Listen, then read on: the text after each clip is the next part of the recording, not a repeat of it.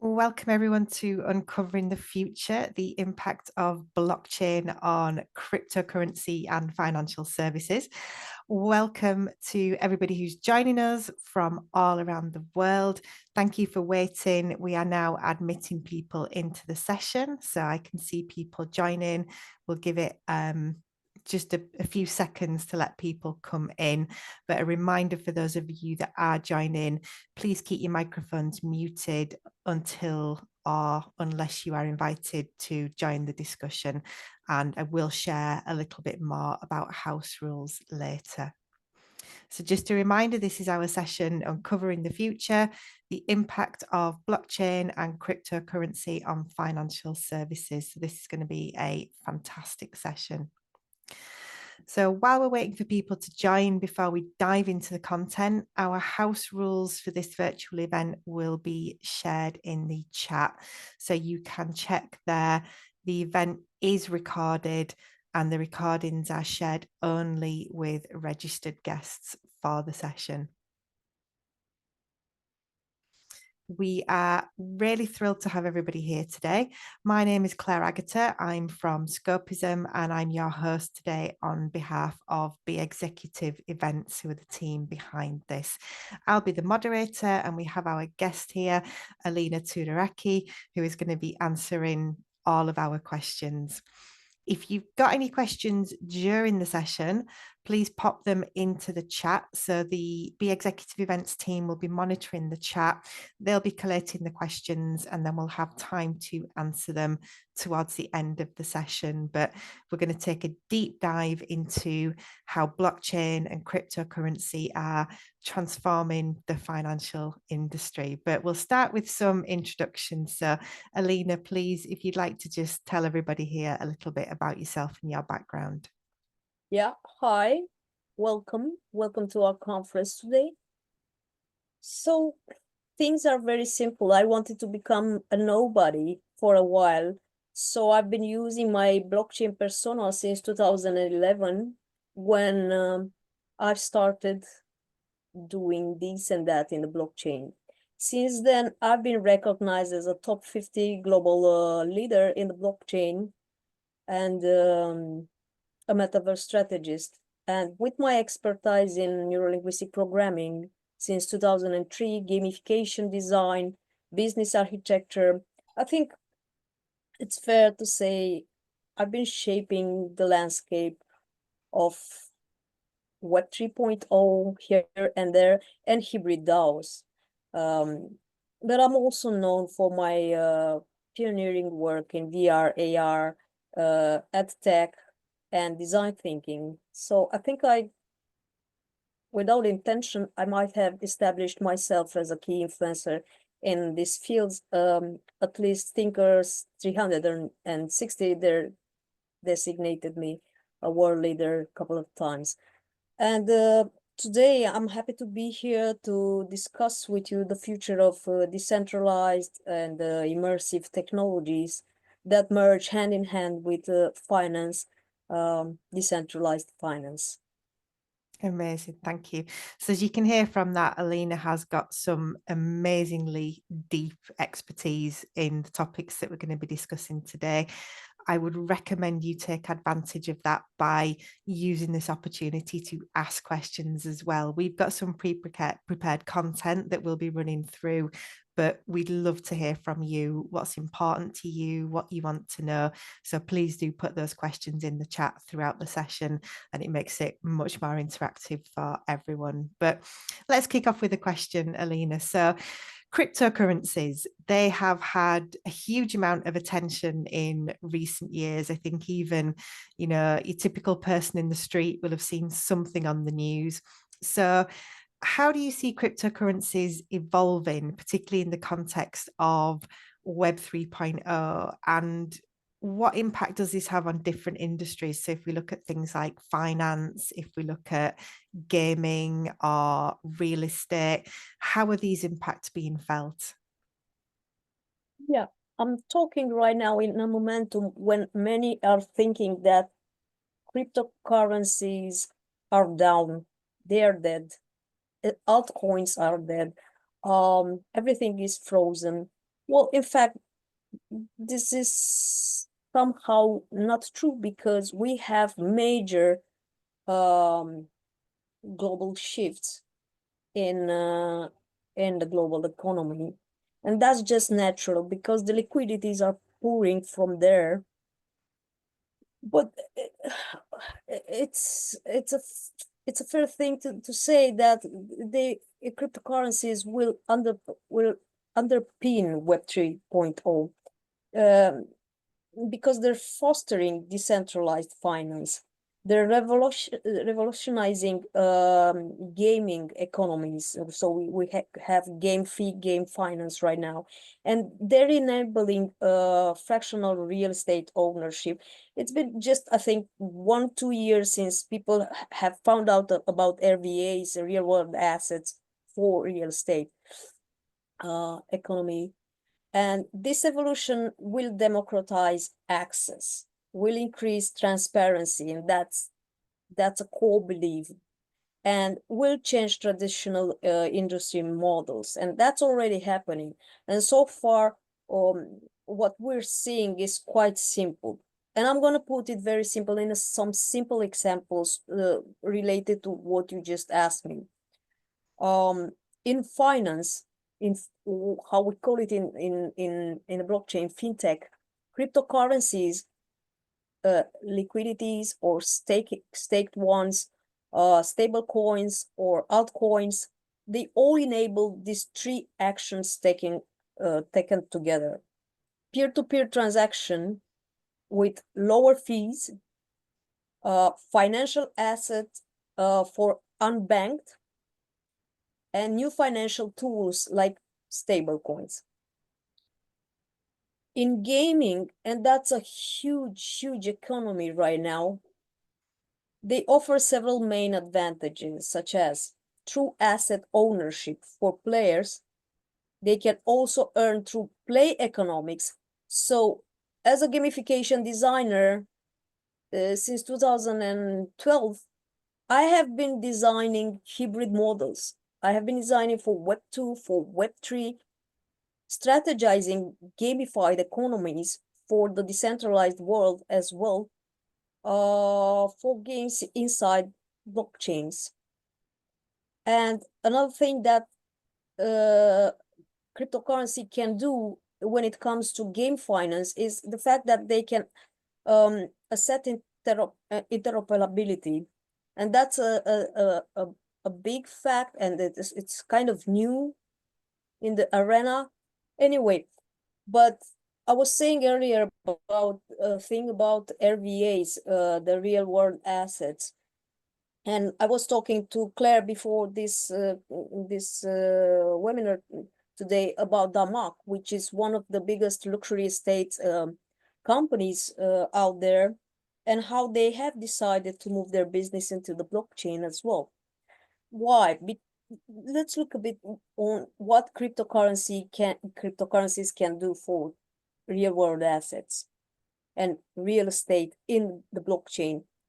They make the following possible. They make micro investments via tokenization. If you can put some gamification as well, that will be a plus for your end user, or it may be a B2B model. They can streamline property title management. Yeah, you can have a smart contract directly into the blockchain, and that's a visible block with a single owner at some point. And you can have increased market liquidity. That means diversification of your financial business model. For cross industry, well, for cross industries, we can have security and a much higher privacy factor. We can have fraud reduction because everything is transparent. And when it comes to transparency, that applies to supply chains as well. Yeah, so these are just 3 examples. That's but amazing. Of course, we can talk about medical medtech and the use of blockchain and AI that's happening already in in UK, as I found out from one of my trainees who was there. Yeah. So yeah. That's fascinating. Thank you. And just to touch on that point, for those people that are here with us live, if there are particular industries that you want to touch on, Alina's just mentioned healthcare there, AI, pop your questions into the chat. We would love to hear from you. But I think just those examples that you've given there show how wide reaching this can be. And there's another kind of concept which we need to touch on, which is NFTs. So we were discussing this before the session as well. How do you envisage those developing beyond the art world? And can you share some examples of how NFTs are being used across different industries? Yeah, sure. So a few years ago, I was working on a hybrid DAO, Web 2 and Web 3, and we have developed so many use cases for NFTs, especially for B2B. And it's a common belief that NFTs stand for images, and why not be a GPG in Web 2 or a PNG?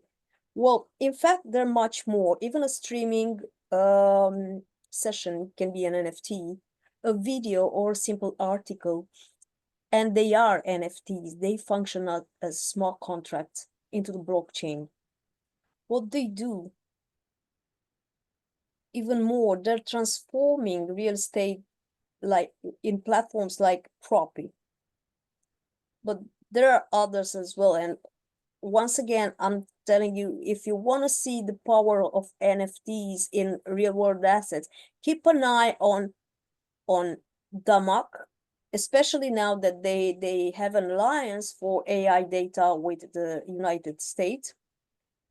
And because you'll notice how you're gonna notice how real estate is in blockchain to real world assets. It's enabling instant on-chain property, instant.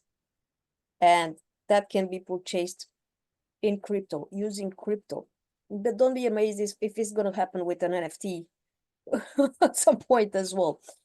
And in intellectual property, NFTs on platform like IPFs are used for copyright and patent management, and they ensure creator rights with automatic royalty payments.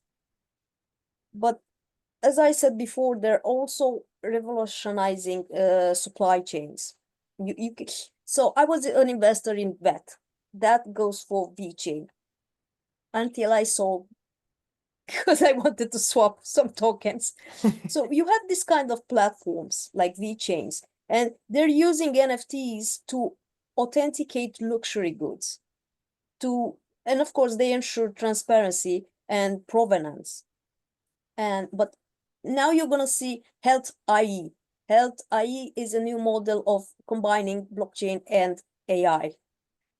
So in healthcare, NFTs like on that platform or on MediBlock, and we have two other examples from the United States from the early ages, 2017, 2018, that were tested, and they were paying people money for their data, but also for contributing to special treatments. But yeah, when I'm saying money, that goes for assets, for assets, but also they used to have access to collectibles to NFTs as well. So now we have MediBlock, and they're providing secure, verifiable patient data control, and that's important, yeah. But of course, NFTs are pivotal into reshaping this economy, the industries, in an efficient way across real estate, IP, supply chains, healthcare, and so on. It's going to be education as well.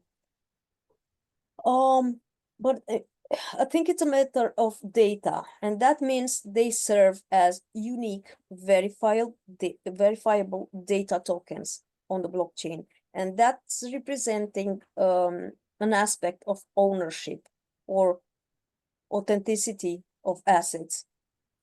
So they ensure data integrity and transparency in transactions. They do have a big role. They do, through their use cases, they do have a big role. So it's not just a token that can have a use case, but also a bunch of NFTs in different fields. But I want to tell you something. So I've been really thinking about it. How about new DAOs having a completely radical system for effectively decentralizing treasuries?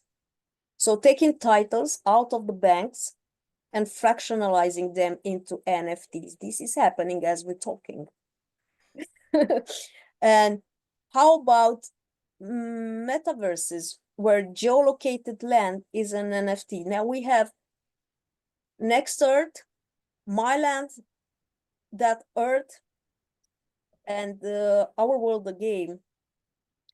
And I've been writing about them in the U1, which is the biggest AI publication in Hong Kong, and I think globally as well. So yeah, you can have geolocated metaverses, geolocated NFTs in metaverses or game fee, which can value a lot because that's land. But we did have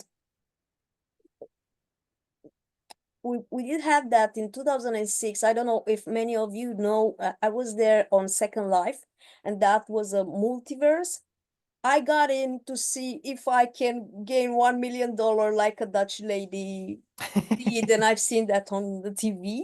Yeah, but I ended up teaching in Second Life too. Yeah, teaching neuro-linguistic programming. So right now we have metaverses with geolocated lands as NFTs.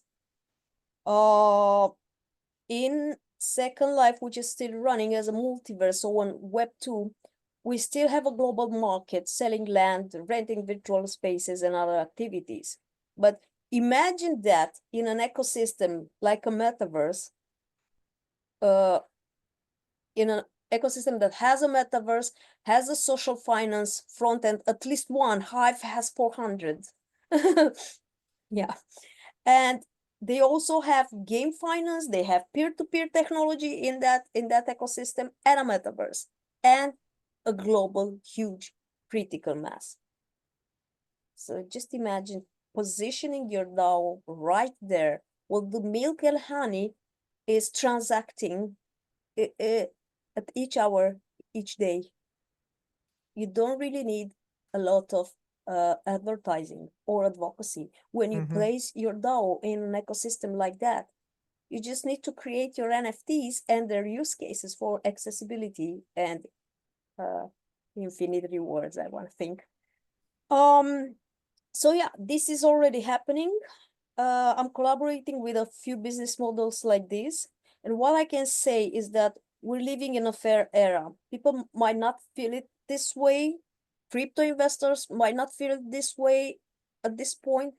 But in terms of distributing technology for people's actual needs or for companies' actual needs, things are becoming more and more fair, more transparent, and that's important. And one of my personal beliefs is that if data becomes a true ownership asset, an NFT, into the blockchain, this should be represented as an NFT with staking, renting, and selling power from its initial issuer, a simple end user, or company. So I am vouching for that, and I'm going to vouch for that for this next year, for end users to really own their data into the blockchain. And that's good. I think it's going to be a huge step forward. Yeah. Fantastic. Thank you. I see some questions have come in, which is brilliant. We do want to hear from you, so please keep them coming. I'm going to hold one till the end, but this one I think I'm going to pick up because it's related to what we're discussing. So a question here from Johanna is, do you have a view on Decentralized? Yeah. So it's from my perspective, and I'm being very subjective here because I've been an end user of Decentralized. So no matter how I would want to audit its white paper, or its mechanics, its dynamics right now from the scratch, I can't, because I've already been touched by its mystery, and I stepped into its magic circle.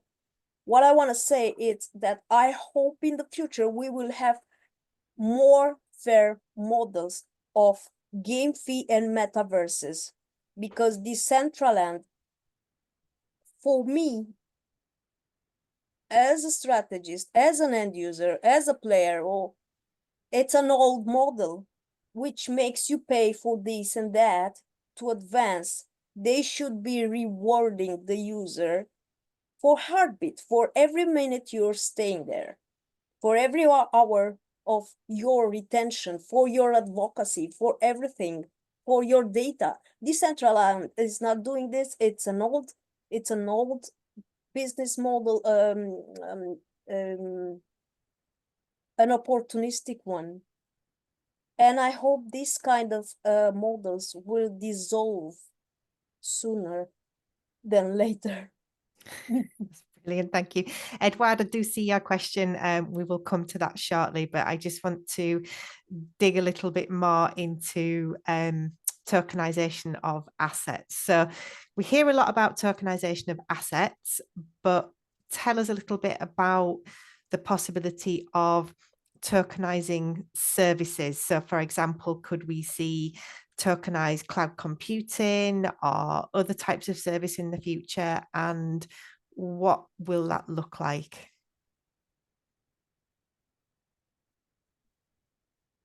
Yeah. So I'm just thinking that we have smart contracts and they're evolving beyond the mere transactional mechanism. They're evolving into complex, sophisticated entities that autonomously merge, and they manage quite complex logic, along with the integration of AI and the capabilities of blockchain technology. So I think the evolution that it's unfolding could go like this. We have enhanced complexity in logic. We have smart contracts that manage decisions using real data, real-time data, and blockchain consensus.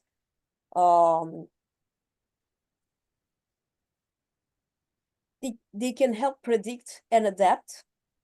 So if you insert AI into the blockchain, you'll see that data can be forecast and trends can adjust contracts and in dynamical terms. So it's not that rigid anymore. Decision-making, complex decision-making, they become automate and can be done in an instant. What I mean here is that AI-driven smart contracts will make nuanced decisions based on comprehensive data analysis in the blockchain, but there's still a long way to go, even though some are already developed already. So you want to know more about tokenizing assets, services, but maybe also products, right? Mm-hmm. Okay, this is a whole new economy around service utilization. It's a whole new economy, and you can't just discard it if you want to survive. I'm sorry to say it. It's like it's everywhere, and it's a lot of funding. It's a lot of milk and honey. I cannot say that it's imminent because it's already happening. Just let me give you a few examples. So we have Golem Network, and that's a decentralized marketplace for computing power. But it's full of them these days on the market. In fact, users can just rent out power, or use computation resources, and they get paid in GMT tokens, you know. Now I promised the guys from Twin Protocol that I will mention them today in this webinar.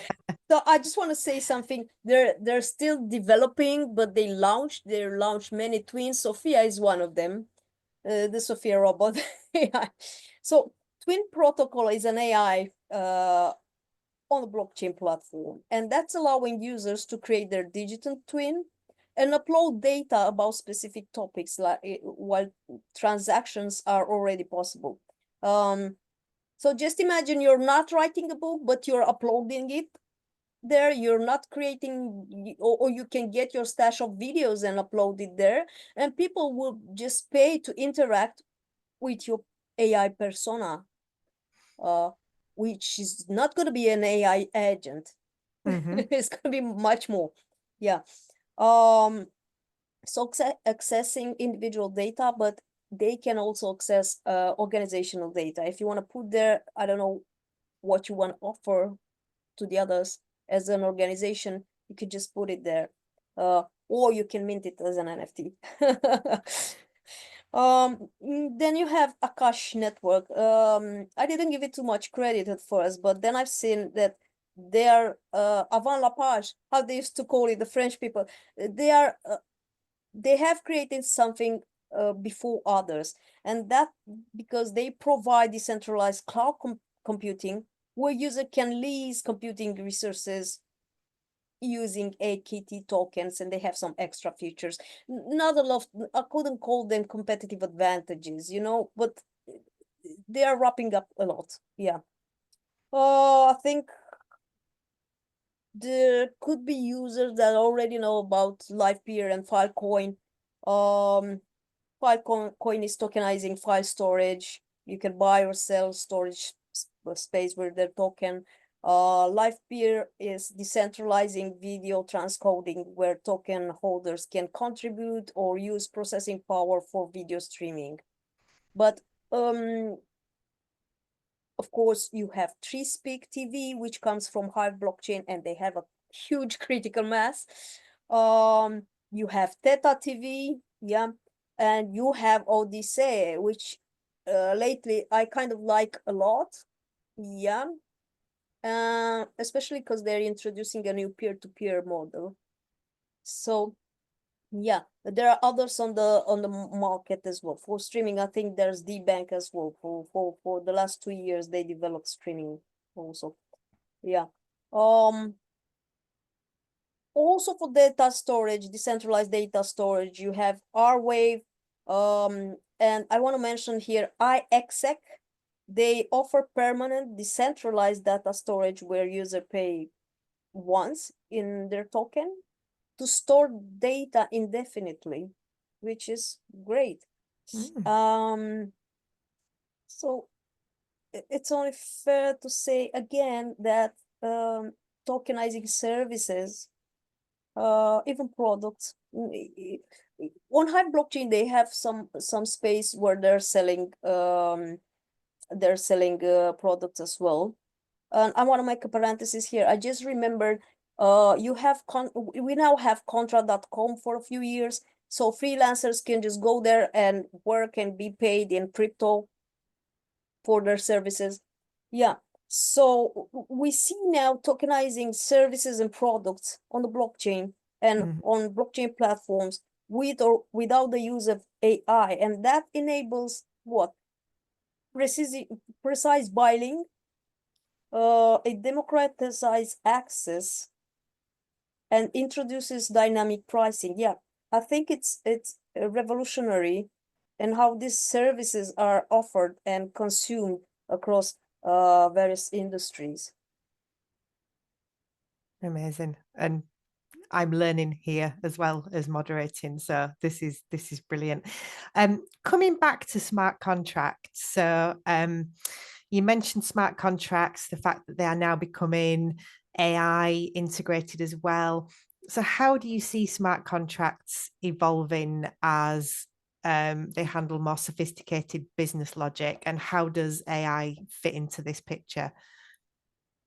Yeah, well, I think I've said a little bit about it with the complexity of the logic and predicting and adapting also with the AI merging with the blockchain to forecast trends and so on, to adjust contracts and their terms dynamically. And I told you about the decision-making process, which can become automate. But there's also the enhanced security. Mm-hmm. Okay, we hear stories about MetaMask, and I don't know which other wallets, about centralized exchange websites, and we hear the stories that they were hacked. But in the end, when you have a customized wallet like Hive Keychain, like Ronin, which I like a lot more than the sneaky fox from MetaMask, you have more security, much more security than on Web 2.0. And let's not forget that the information stays in the blocks. It's gonna happen, and I trust it's gonna happen, that soon our data will stay on different servers if Holochain and their technology will manage to put their stuff together. And that's gonna go to even much more security of our data.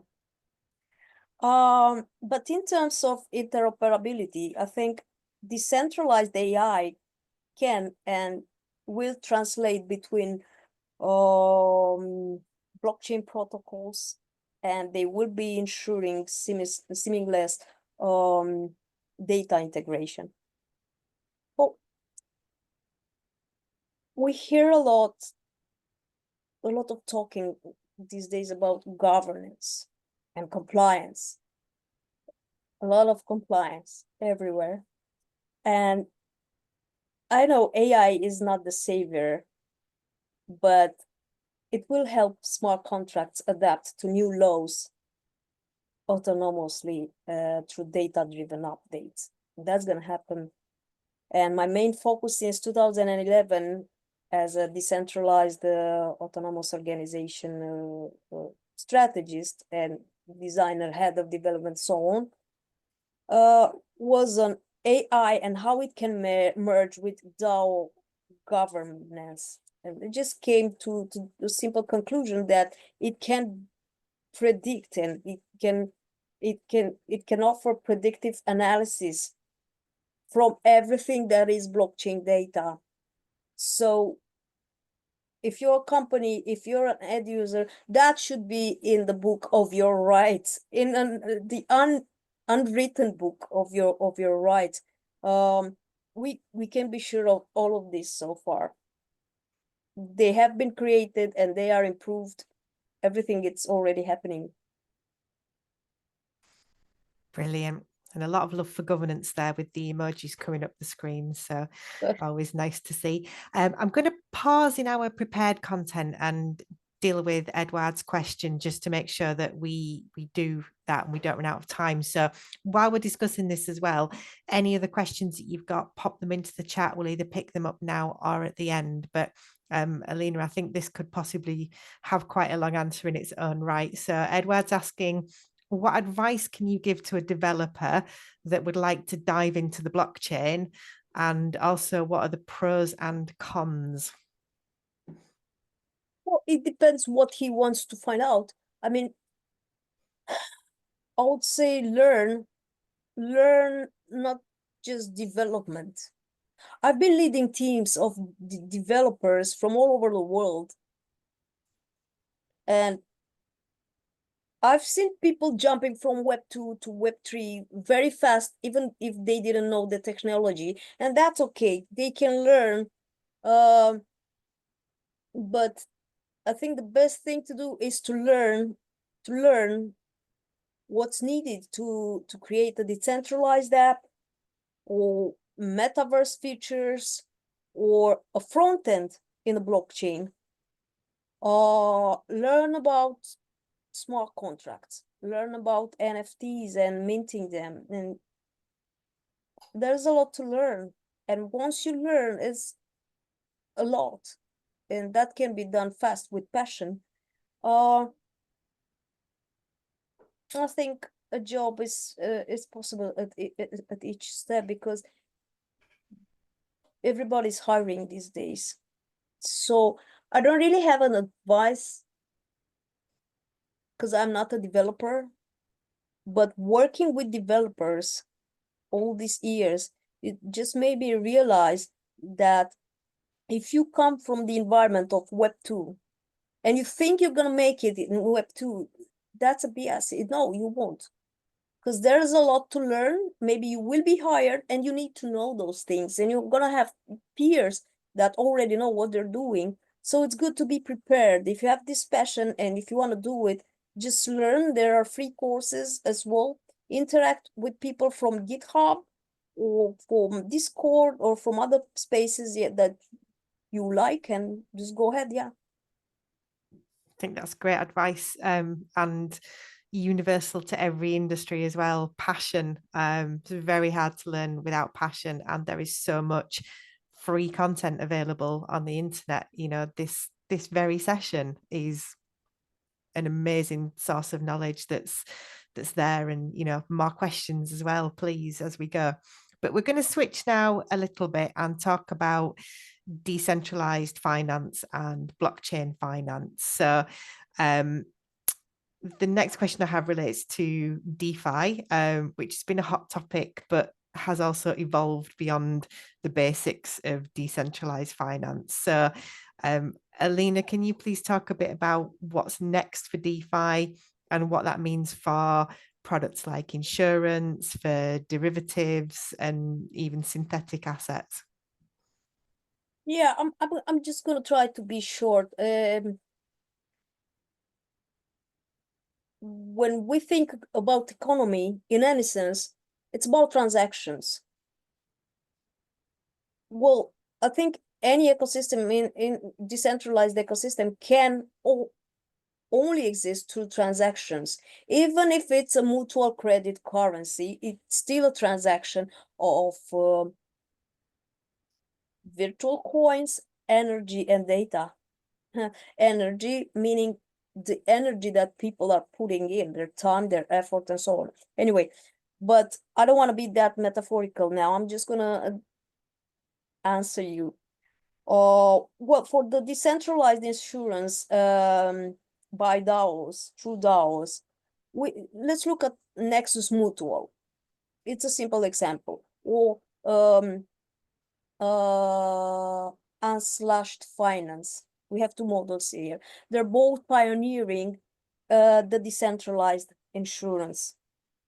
And I remember they are providing coverage against smart contract risks, because you can have that and nothing is so sure, you know. But they're also offering coverage for crypto specific threats. And how can I put it, from a business point of view, when the same company does that without externalizing their services, that creates more trust. And one of my beliefs is that trust evokes trust. I think up to some point. I don't know. For derivatives and synthetic assets, we have DAOs such as synthetics. It's called synthetics, and this kind of DAOs are in the forefront. They are allowing users to mint synthetic assets that track real-world asset prices. But you also have INX. They offer decentralized derivatives trading. But no, they're not the only ones. I just want to, so I'm not vouching for any of them. They're clean, of course. That's why I want to talk about them. Mm-hmm. Now, for interoperability and compliance, the compliance term really amuses me in these times. DAO, we have DAOs like Aave. Aave has been fast and forward, and then it stopped, and now it's in our focus in as blockchain investors again. For the last year, we had MakerDAO, which went boom and then tried to support itself somewhere. But they're good. They're both working on cross-chain functionalities and towards regulatory compliance to expand their reach. And I think they want to ensure safer and more accessible decentralized finance products for a broader audience. So yeah, things are moving. They're moving. And as DeFi grows and it's growing at pace, one of the challenges is always scalability. So when we look at layer 2 solutions like Polygon and Optimism that are going to help solve this challenge, what role do they play and how are they going to help to drive mass adoption of decentralized finance? So yeah, I'm thinking, yeah, both of them layer 2 scalability. So Polygon and Optimism, they both enhance DeFi scalability by processing transactions of the main Ethereum chain, and they're reducing congestion and costs. I think that's the most important thing about them. But what's crucial for adoption for both of them comes from the fact that these solutions are vital for decentralized finance and its growth, because they're making transactions faster and cheaper, and yeah, they're paving the way for mass adoption. But it's not just them. Now we have to think that everybody wants to position themselves to create competitive advantages based on what's already there. So we're gonna see a big rush of into creating DAOs, from everywhere. And so growth brings the need for scalability, but another thing that comes with growth is usually regulation or an element of regulatory clarity. So as blockchain as an industry grows, we hear more and more calls for regulatory clarity. So what do you think about the feasibility of global regulation in this space, and how will that impact international blockchain projects? Well, right now we can. I'm just gonna make a parenthesis. Start with a parenthesis. So we're seeing regulatory mechanics and dynamics that have become different in the USA and in the European Union. When it comes to blockchain, they're not different just yet. We're gonna see what Trump has to say about the XRP and what's gonna change. But for now, everybody's singing the same song. It's a harmonization.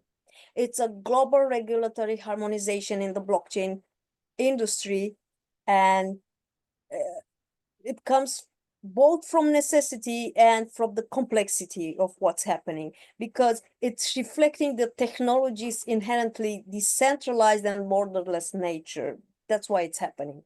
But yeah, we can look at two main key points here.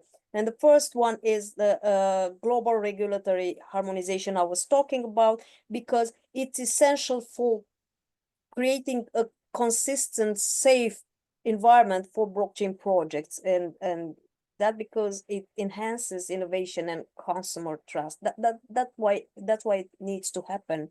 But the second reason why it needs to happen, and there need to be put together as best as possible, is because they have a huge impact on projects. They do promise easier international operation, harmonization, but they also bring increased compliance complexity and potential for regulatory fragmentation. So I believe things will chunk down. Mm-hmm. when it comes to regulations. And that doesn't mean they will chunk down in the same sense globally. They might chunk down in a cosmolocalist way, depending on communities, countries, locations. Nothing is sure right now. But when I say in a cosmolocalist way, it might just happen. So I'm not sure. Just look at the European agenda for the next years, and we might understand that things will separate here and there. It's not going to be a global compliance in the same way for everybody. So while we're talking about compliance, do you think technologies like zero knowledge proofs are going to help some of that compliance with blockchain? Do you think it's going to address some of the concerns around privacy and kind of help preserve that decentralization? Yeah, so we call these things ZKP, zero knowledge proofs. What I can say is that, yeah, they do enable blockchain transactions to be verified without revealing sensitive data, and they're aiding in regulatory compliance. This is what they do. When it comes to privacy and decentralization, ZKPs, I think they're maintaining user privacy, and the decentralized nature of blockchains balance compliance with anonymity. So I think they're pushing boundaries, they're building futures. This is what is happening. Oh yeah, it's congruent. Fantastic, thank you. Some amazing insights there. It's a very exciting time for the industry, for blockchain, for cryptocurrency, and sharing your wisdom on that, Alina, is just brilliant. We've got some time now for Q&A, so I'll give everybody a little bit of time to do some typing.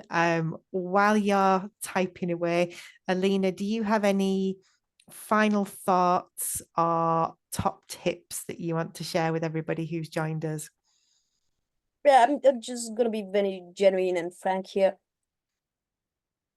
It doesn't matter what I just said in this webinar, but if we consider that data is the new gold and energy is the new currency, we might as just well reconsider our energy that we put in these new technologies, aside from liquidity or investments, just our energy, because there will be more and more people working on the blockchain or for blockchain projects. Let's reconsider our energy, and let's reconsider our data, the data that we input, and ask for our rights, that we truly own that data beyond the bias of ownership into the blockchain. We need to be able to stake it, rent it, or sell it. Brilliant. And if anybody watching this live or anybody who's watching on catch up would like to contact you, Alina, where is the best place to find you?